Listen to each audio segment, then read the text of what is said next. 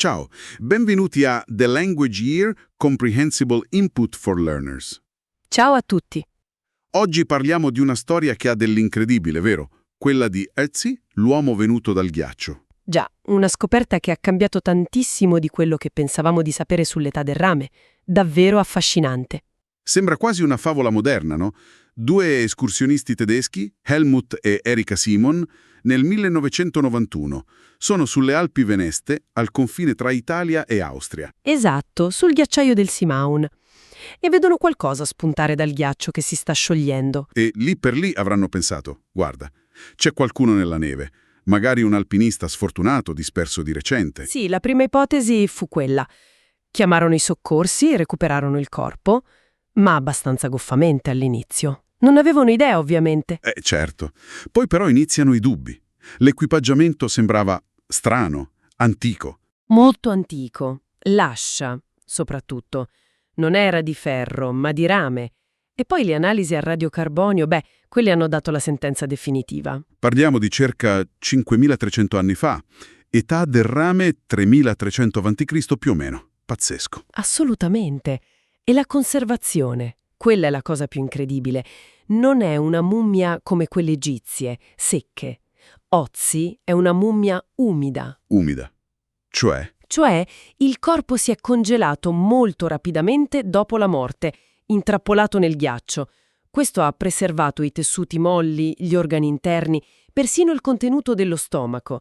È come se il tempo si fosse fermato lì, a 3200 metri. E per mantenerlo così, oggi nel Museo di Bolzano hanno ricreato condizioni simili, no? Precisamente. È conservato in una cella speciale a meno 6 gradi Celsius, con un'umidità altissima, quasi del 100%, per evitare che si deteriori. È un tesoro unico. Immagino. E chi era quest'uomo? Cosa sappiamo di lui, della sua vita? Dalle analisi sappiamo che aveva circa 45 anni. Non un giovane per l'epoca. Alto circa 1,60 m, capelli scuri, occhi castani. E geneticamente? Da dove veniva la sua gente? La sua linea genetica paterna è molto rara oggi in Europa, quasi estinta. Ma il suo DNA lo collega ai primi agricoltori arrivati in Europa dall'Anatolia, migliaia di anni prima. Era, diciamo, un europeo radicato. E non era esattamente in forma smagliante, vero? Ho letto che aveva un sacco di acciacchi. No, per niente. Soffriva di artrosi, si vedeva dalle articolazioni usurate, aveva l'arteriosclerosi, quindi problemi cardiovascolari. Addirittura. Ma sono malattie che consideriamo moderne. Già, e non solo. Aveva parassiti intestinali, la trichiura e forse anche la malattia di Lyme trasmessa dalle zecche. Insomma, un quadro clinico complesso. Mamma mia. E poi ci sono quei famosi tatuaggi. Ne aveva tantissimi. Ben 61. Ma attenzione, non erano decorativi come i nostri. Erano semplici linee, gruppi di linee, piccole croci. E la cosa strana è dove si trovavano, giusto? Esatto, erano concentrati sulla parte bassa della schiena, sulle ginocchia, sulle caviglie, proprio le zone dove le analisi hanno mostrato segni di artrosi e degenerazione. Quindi l'ipotesi è che fossero terapeutici. È l'ipotesi più accreditata, sì. Una specie di protoagopuntura. Forse venivano fatti piccoli tagli e poi sfregati con cenere o erbe per alleviare il dolore cronico. Dimostra una conoscenza del corpo e forse di pratiche mediche rudimentali davvero notevole. Incredibile. E l'equipaggiamento che aveva con sé non era per niente un uomo primitivo in senso dispregiativo. Tutt'altro.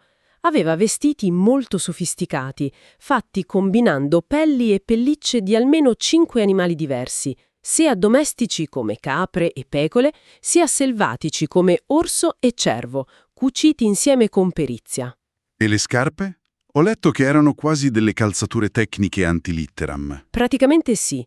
Una struttura complessa, una rete interna di corda, una tomaia di pelle di cervo, una suola di pelle d'orso più resistente e dentro un'imbottitura di erba secca per isolare dal freddo e dall'umidità. Geniale. Davvero. E poi gli attrezzi. L'ascia di rame è forse il pezzo più famoso. Decisamente. La lama era di rame quasi puro, 99,7%. E l'analisi degli isotopi del piombo nel rame, che funzionano come un'impronta digitale geografica, ha rivelato una cosa sorprendente. Cioè? che quel rame veniva dalla Toscana meridionale. Dalla Toscana, ma sono più di 500 chilometri di distanza dalle Alpi. Esatto. Questo ci dice che nell'età del rame esistevano già reti commerciali e di scambio su lunga distanza, e possedere un'ascia del genere, probabilmente significava avere uno status sociale elevato. Non era un oggetto comune. Interessante, portava anche un arco, mi pare, e delle frecce. Sì, un arco lungo in legno di tasso, ma era incompiuto, non era ancora pronto all'uso. E nella faretra aveva 14 frecce, ma solo 2 erano complete di punta e impennaggio.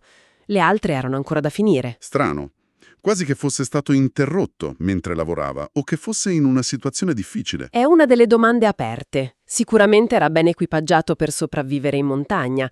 Aveva anche contenitori in corteccia di betulla, forse per trasportare braci ardenti, un coltello di selce, un ritoccatore per affilare le punte. Tutta questa attrezzatura non l'ha salvato, perché alla fine la vera sorpresa è stata scoprire come è morto. Non di freddo, non per una caduta accidentale. No, purtroppo no. Ötzi è stato assassinato.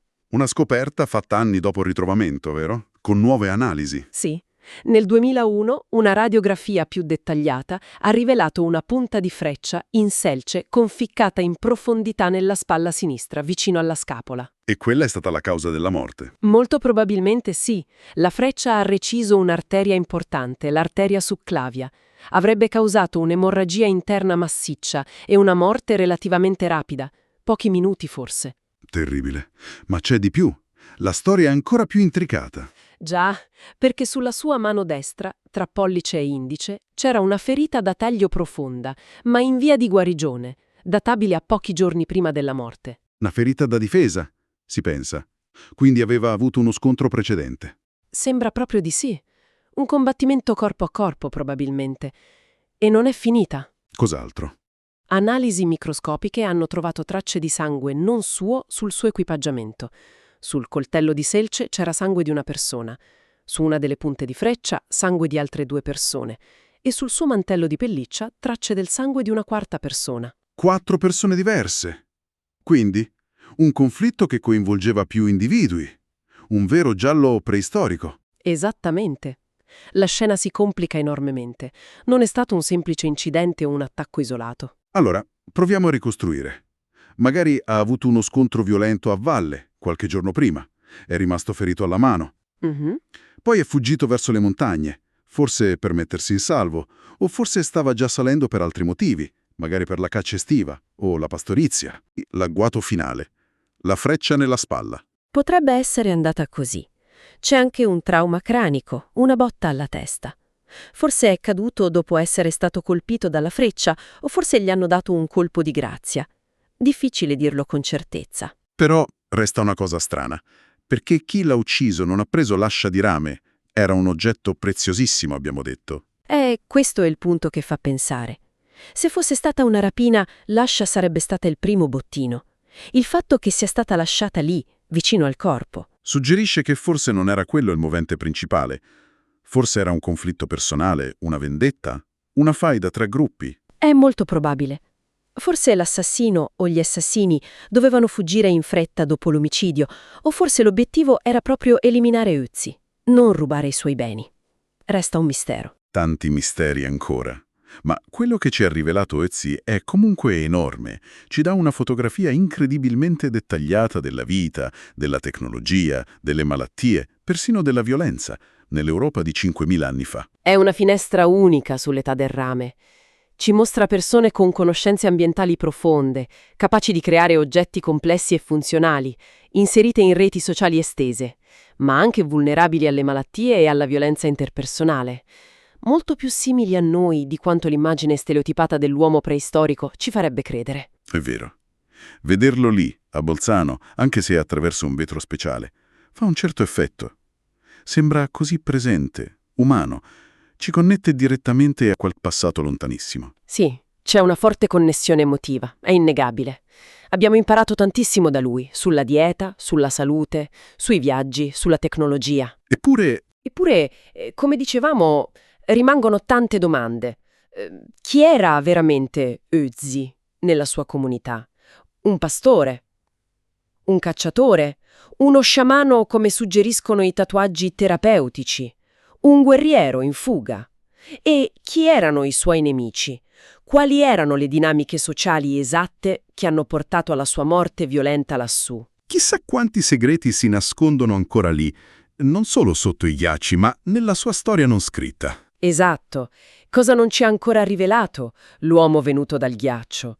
Magari future analisi, nuove tecnologie, chissà. Domande che ci lasciano a riflettere sulla complessità del passato e su quanto ancora ci sia da scoprire. Grazie per essere stati con noi. Alla prossima puntata di The Language Ear. Alla prossima!